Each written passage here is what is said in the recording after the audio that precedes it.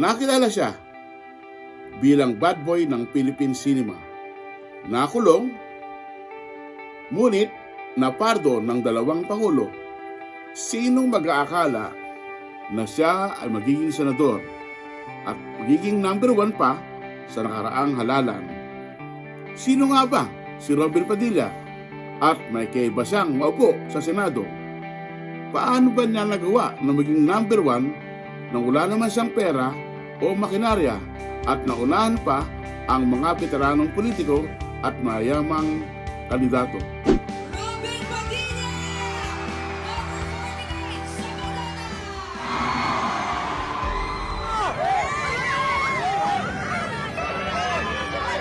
Magiging boses po ninyo.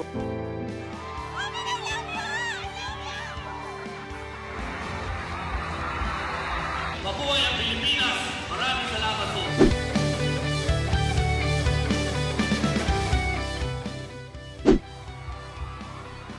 Robin Padilla is the second movie actor to top an election for senators. Another B-movie action hero, Ramon Bong Revilla Jr., got the highest number of votes in the 2010 elections. But the Filipino voters' love for film celebrities date back to the post-war elections. Rogelio de la Rosa, a pre-war matinee idol and the highest paid actor in the 1950s, was elected to the Senate in 1957 under the Liberal Party. He did attempt to run for president against Carlos P. Garcia and his former brother-in-law, Diosdado Macapagal, in 1961. But he withdrew before the elections, paving way for fellow Kabalen and Lubao townmate Macapagal to win. In 1965, President Marcos appointed him as an ambassador until he retired in 1980s. De La Rosa's star power inspired other film and TV personalities like Erap Estrada, Eddie Ilarte, Ramon Revilla Sr., and Tito Soto to enter politics. For a first-timer, Robin Padilla's number 1 win in the Senate race is not really a surprise. He is no stranger to politics. In the 1992 presidential elections, Robin and Chris Aquino were the main endorsers of candidate Fidel B. Ramos. The 52-year-old actor turned politician is the son of a former movie director who served as Camarines Norte Vice Governor in the 1970s. His father was also a lawmaker in the interim Batasang Pambansa in the 1980s, and his half-brother was a 3-term governor of Camarines Norte.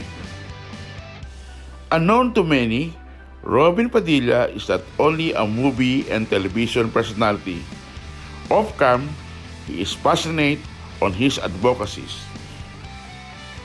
Reputation manager Amor Maclang, who has worked closely with Robin Padilla on many advocacies, said Robin is very serious about his politics. Intrinsically, passionate na tong si Robin. So, that ember and that tinder, he loved the country. He is such a hardcore student. Inaaral niya ang mga bagay. Nagdadala yan ng notes. May yellow pad yan. Sinusulat sa yellow pad. He does not BS. He really puts his heart and soul and studies and talks to stakeholders. Nobody could believe it when Robin Padilla was among the top 12 candidates in the pre-election surveys.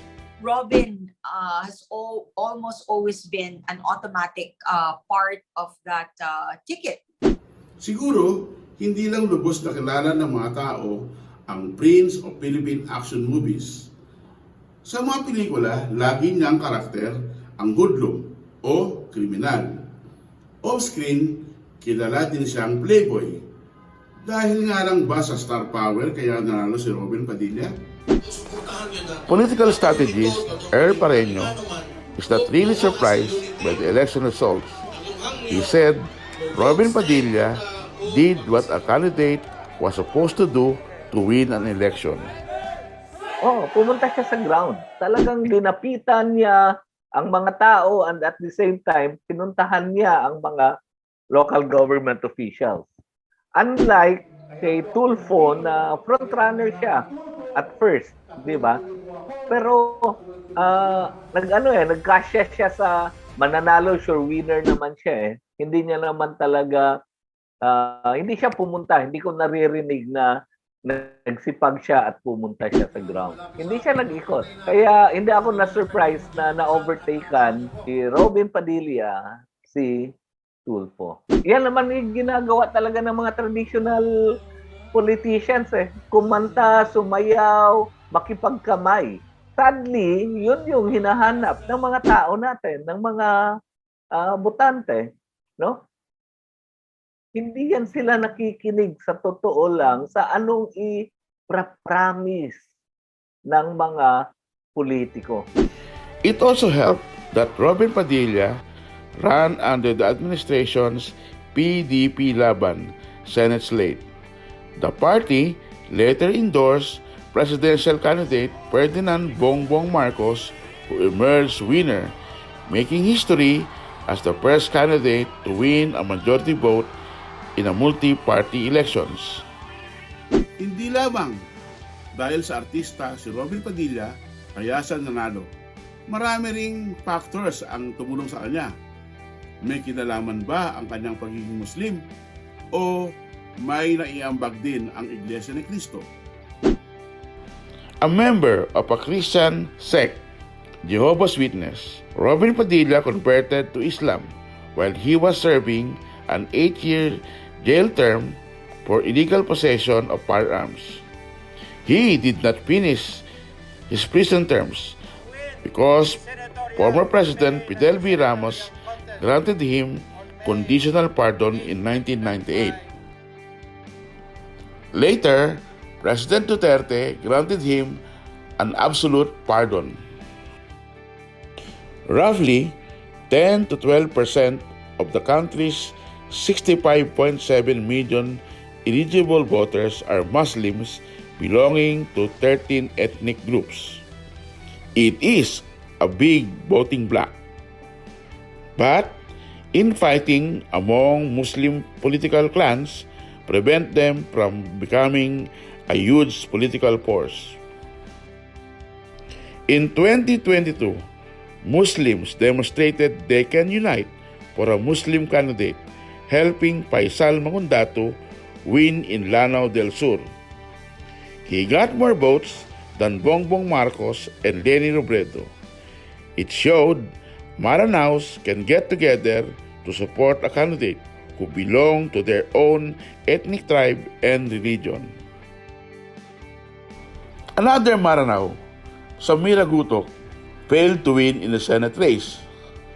But Pareño has an explanation for this. Ang Muslim vote pag na harap sa kanila yung one-on-one contest, presidential for instance.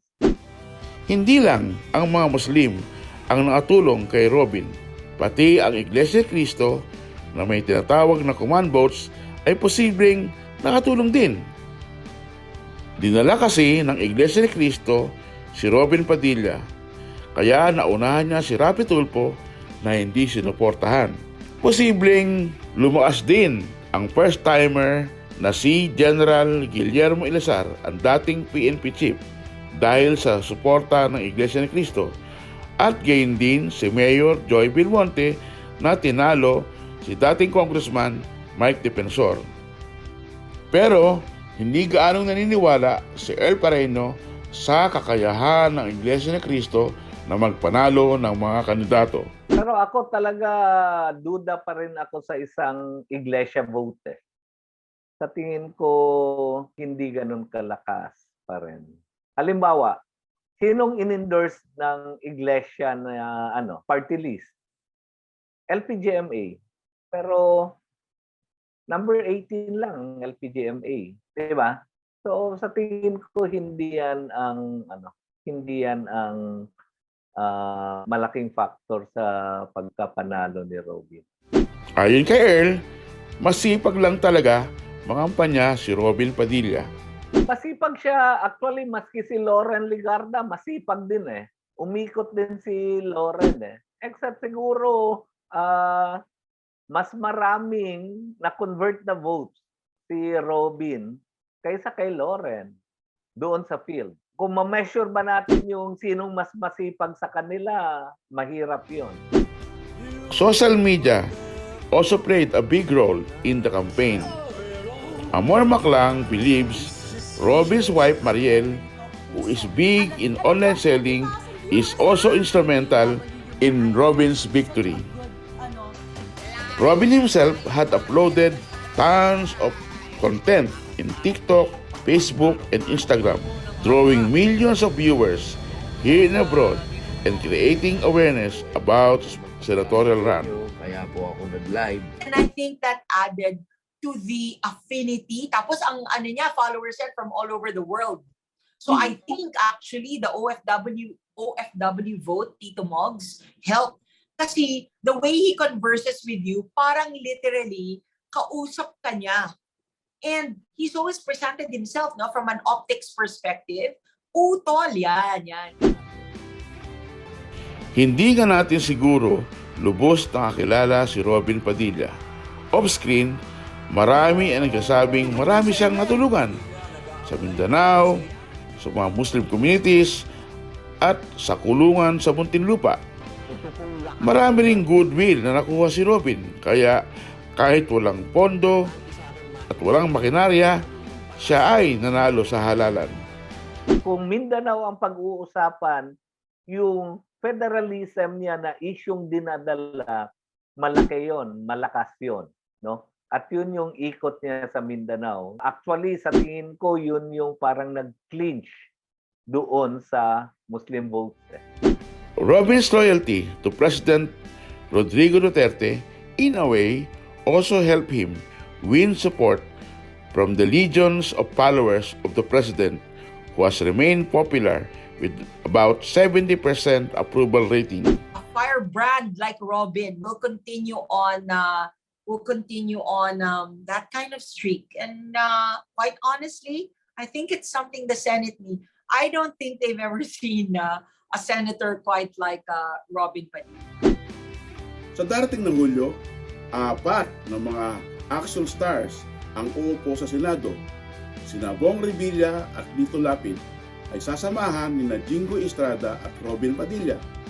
Ito na ata ang Senadong may pinakamaraming celebrities o mga artista. Isama na rin natin ang social media sensation na si Rapi Tulfo. At meron pa, may mga magkamag-anak, magkapamilya, magkapatid, at mga nagbabalikang mga senador. It is too early to judge what kind of legislation will come out in the upper house of Congress with Robin Padilla and 3 other former movie actors in the next 6 years. After topping this year's Senate elections, will Robin Padilla aim for a higher office in the years to come? But first, Robin has to prove himself that he can legislate laws and debate against his colleagues. Palagay ko sir hindi kayo magiging general. Ah, ganun ba? Baka senador, pwede ko.